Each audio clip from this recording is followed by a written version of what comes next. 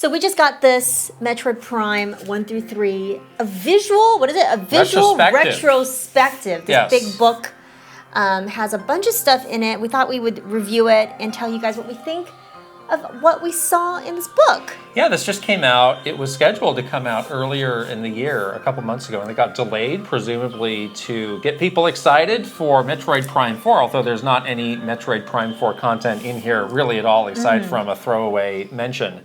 So this covers, as the name would imply, the visuals for Metroid Prime 1 through 3, but also for Metroid Prime Remastered, That's right, which is thrown in as an additional bonus. It is a really, nicely put together book. It's got this, it's kind of like a canvas cover. It's not just, cardboard or anything. Yeah, with this really kind of, nice. what would you call this? This is like an embossed metallic like line art of Samus. But it goes in order. It just basically has sections on each of the games, Metroid Prime 1 through 3. But it does have this really nice foreword from the producer, Mr. Tanabe. And within the book, there's a lot of notes from Mr. Tanabe as well, as he talks and remembers working on each of the games. And that's pretty interesting. There's some good tidbits and behind-the-scenes stories in there. Yes, so the structure of the book is kind of each game is its own chapter, and they have a foreword from Retro Studios. Right. Unnamed Retro Studios. Yeah, just amorphous Retro Studios. There's no person attributed to that. And then throughout the chapter, you will have these little pop-ups, these little nuggets from Mr. Tanabe, who worked with Retro Studios on all of these games, and he's from Nintendo headquarters in Japan. And then also, for a lot of this artwork, they have the same sort of information, and they flag this in the book. They say, this is the same stuff that you are getting when you scan these things in the game. So it's not really an original description of a lot of these items. But it is a very, I would say, exhaustive summary of all of the artwork that they have and prepared to make these games.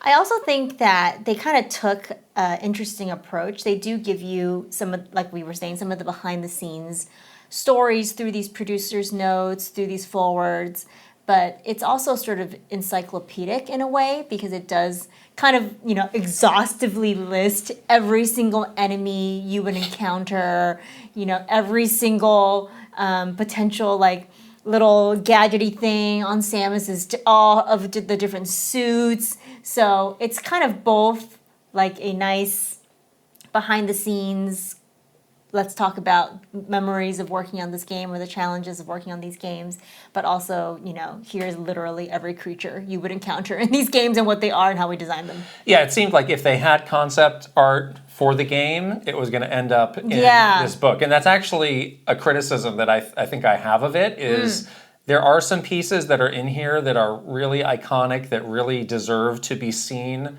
in a larger format so that you can appreciate all the details. I'm thinking specifically of some of the concept art from Metroid Prime 1, where it almost looks like you are X-raying Samus in the suit. And it's like, really cool. Oh, I've never seen her with all of these layers, or what, like the interior of the suit, like what might that be? And that's just like a quarter of a single page. Like, I would have loved to have maybe done away with some of the really more forgettable, here's a B, lower scale enemies, so that we could let some of that artwork breathe and be appreciated a little bit more. Yeah, I would agree with that. And I think the other thing that I would like to see is, I truly like the actual concept art of the environments and things like that also seem to take up a bit less space than here's literally every single minute enemy that we're going to tell you about taking up several pages.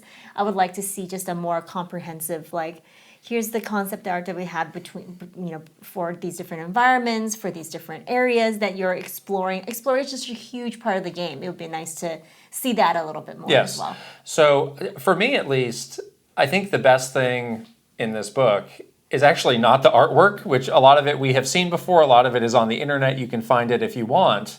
it's great to have it in a book all in one place. Yeah, but it's really nice. I do think it's they call them producer's notes. These are great. Which are really pretty plentiful and are all new material from Mr. Tanabe. So it's not like, oh, we pulled this from an Iwata Ask, we pulled it from something else. Like they seem to have done a proper new interview with him to get these. And these could have been total fluff. Like they could be no substance to these.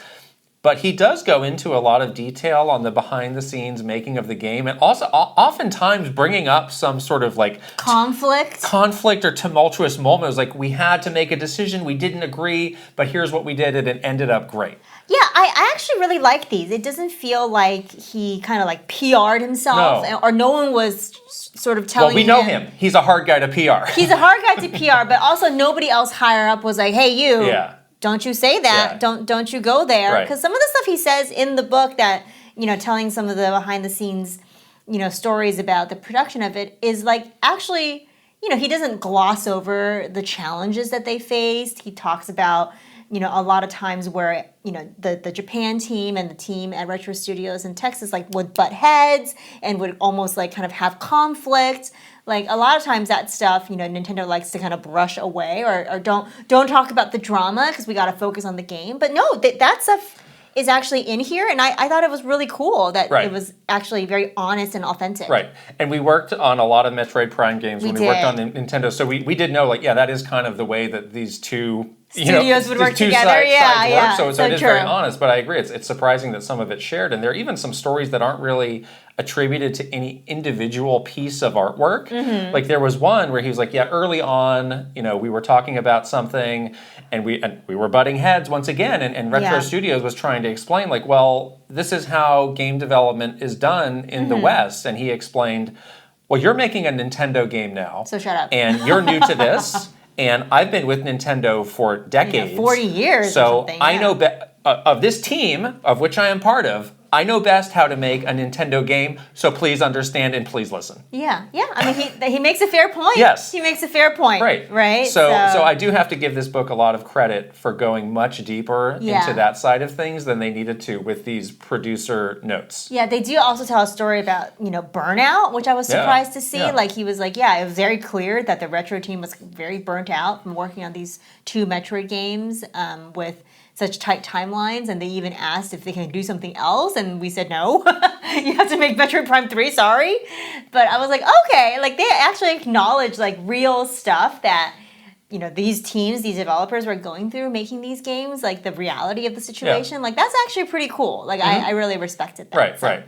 And I do think, Prime Remastered is a nice little bonus for them to put in the end, and they do talk about that. So I do think that helps to complete the story of those games. Yes. In terms of again, what is included, like I do have a few other small nitpicks. Like it does seem very focused on just concept art. Like I've seen other books where they lay out like, all right, here's the package from all the different regions, and it can be fun to see how each region chose to do those a little bit differently. I think they could have expanded their focus a little bit more slightly and helped to tell a bit more of the story of these games. Yeah, I think this really just talks about like the look and feel mostly of these games, which is interesting as well because it's very distinctive. Like Metroid games are definitely, they have their own signature style, which is very well represented, I think, in this book. But yeah, it would be great to get sort of a more complete picture of just like,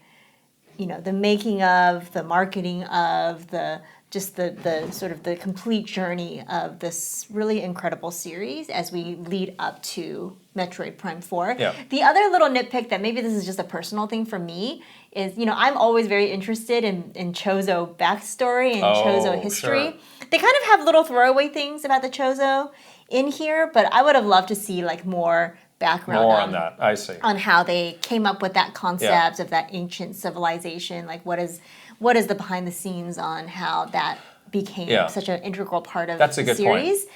So yeah, that was one area that I saw that was a little lacking as well. Yeah, that makes sense because again, they're just taking the content from the games in those cases, so you're not really getting much extra insight into that. Yeah, so exactly. When we talk about this book and whether it's a worthwhile pickup, we do have to mention the price. Yeah, it's which pretty expensive. I think is a little steep. This was $50. Yeah. We spent 50 of our own dollars to buy this book. We did not have this sent to us. No. We had our eye on this. And it does feel pretty high compared to a lot of the other Nintendo books in this style that are out there, this sort of coffee table book. This is from Piggyback. This is not from Dark Horse, who has done a lot of the similar books for Nintendo, like all of those great Zelda books that have been done, or the Mario Encyclopedia. We have a lot of those, We have all of those. We really like those. And those you can find pretty inexpensively. They've been out for a while, so those will frequently go on sale, and you might be able to get those for like, I don't know, $25. Yeah, that seems better. I think $50 for this is kind of a lot to ask. Yeah. So I think that would be my advice if you're interested in this is wait for it to go on sale. I think so too. I think it probably will. Maybe like around the holidays even. I mean, we're almost in the holidays. Like, who knows? This could be part of some Amazon Black Friday. Exactly. Oh, it's $30 now. Or just trick someone to get it for you as a gift. Right. Unless you are like desperate to get this now, I think this is something that you could probably wait for the price to go down a little bit, because that seemed to be what always happens. Yeah. And I wouldn't say there is like the quality is like significantly higher than some of those other books we mentioned. I'd say it's very similar. Like the Masterworks or the Zelda, the Hyrule Historia that we've owned and loved for a long time. The quality is very, very similar, if not exactly the same. So yeah, the $50 price tag does feel a bit premium for what you're getting. But yeah, unless you're like, yes, I need to read the producer's notes immediately. we'll put them in this video, obviously. But unless you really need that, then yeah, I think you can wait a little bit for it to go on sale.